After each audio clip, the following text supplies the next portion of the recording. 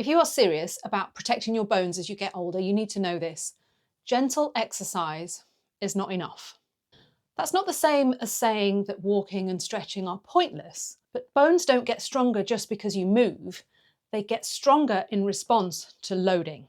I'm Dr. Lynette Ewart and I've been a doctor in the NHS for over 20 years. Alongside this, I work as a personal trainer and strength coach, and I help people learn to lift weights safely and confidently so that they know they're doing the best they can to reduce their fracture risk and the likelihood of becoming frail. In this video, I'm going to walk you through the advice that people are normally given, explain why it feels safe and sensible, but also why it is that that doesn't deliver what your bones need to stay strong as you get older. On the other side of that, I will tell you what it is you need to be doing and what that looks like in real life for you where you are at now.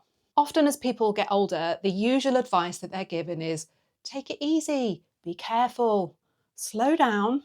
Well, there's a lack of specificity here. This is said with the idea that it might prevent sudden damage, but actually it's not really what people need to hear if they want to do the best for themselves. Let me explain why this feels reassuring to both the professional and the patient. The professional is probably thinking about fractures and about risk and about avoiding anything that could potentially go wrong, although in reality, it rarely does. On the other side of the desk, the patient's feeling vulnerable. They've maybe just been given a diagnosis and they don't know what the next steps should look like. So both parties here have got a level of anxiety, and being reassuring just makes everybody feel like they're in a comfort bubble. But that's not what people need. In both medicine and in training, if you don't define the dose, you cannot get a predictable result. Vague advice will give you vague outcomes.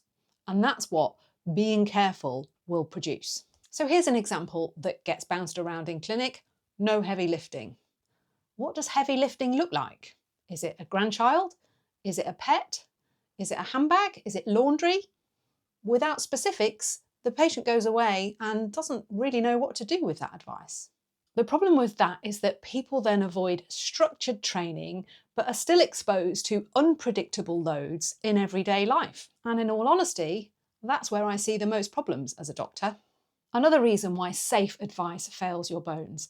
Bones do not respond to comfort, they respond to challenge. Gentle exercise and activity does have its place, but it's not sending the right signal to your skeleton that it needs to adapt, a process I'll explain in a moment. But the unintended consequences of only sticking to gentle exercise is that you get people seeing avoidance as protective.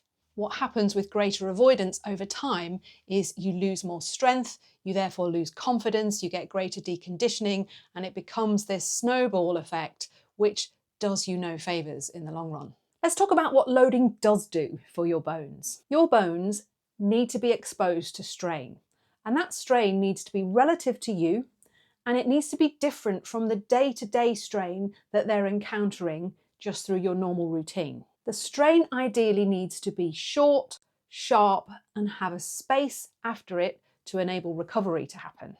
And this is the really important point that a lot of people don't understand. Your skeleton is not static. It is continually being remodeled, broken down, and replaced. And there are four main factors that are going to affect that process: your hormones, your nutritional status, any bouts of illness, and mechanical demand.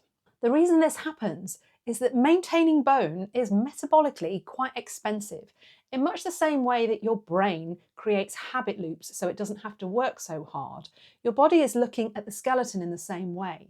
And if there's no need to keep this area of bone strong, it will say, fine, let's use that energy somewhere else. Demand drops, okay, let's offset that. This is why different directions of strain really matter over time. And it's also why recovery is really important. This is how we adapt. There's a period of stress, there's a period of recovery, and following that, we adapt. So what does this loading that's going to do so much precious work for you actually look like? First of all, it needs to be planned, not rushed, and not random. It also needs to be purposeful. You need to know why you are doing this, which makes sense to align it with the movement patterns that we are using every day. It should be controlled, not rushed to get it over with. It doesn't take up a huge amount of time in your day. It can be brief. That is fine. You are not going to get more results if you spend hours and hours doing this. You'll tip over into too much stress and burnout. But it does also need to be progressive. You cannot keep the load the same and expect your body to keep adapting. Let's also talk about what it's not. And this is where you have to leave your ego at the front door. Good loading for bone health is not no pain, no gain. It's not what you see somebody else doing in the gym or in a class. It's not what you remember doing 20 years ago when your body was different, your life was different. And it's also not something that you can do easily all day and every day. There has to be a degree of challenge. Now, more often than not, people harbour two fears. One, that they will do something wrong, and two, that they are going to hurt themselves. And I completely understand this, but I can tell you from over 20 years experience as a doctor, the people I see coming in with injuries have rarely sustained that injury in the gym. It's usually moving a piece of furniture, getting the lawnmower out of the shed, getting a suitcase down out of an awkward space, unpredictable loading that the body is not trained for. And more importantly, this is what I see when people do this well. A new, renewed confidence in what their body is capable of. Building strength opens doors that you thought were perhaps closed and never going to open again. People are continuously surprised at what their bodies are capable of at any age. It is never too late to get started. People notice a difference really quickly when they start to train and challenge themselves slowly, progressively, and consistently. So if you only take one thing away from this video, let it be this. Bones don't respond to comfort, they respond to challenge. And if this has thrown up questions for you, please leave them in the comments below. And if there's any other area you want me to talk about, I'm always open to suggestions.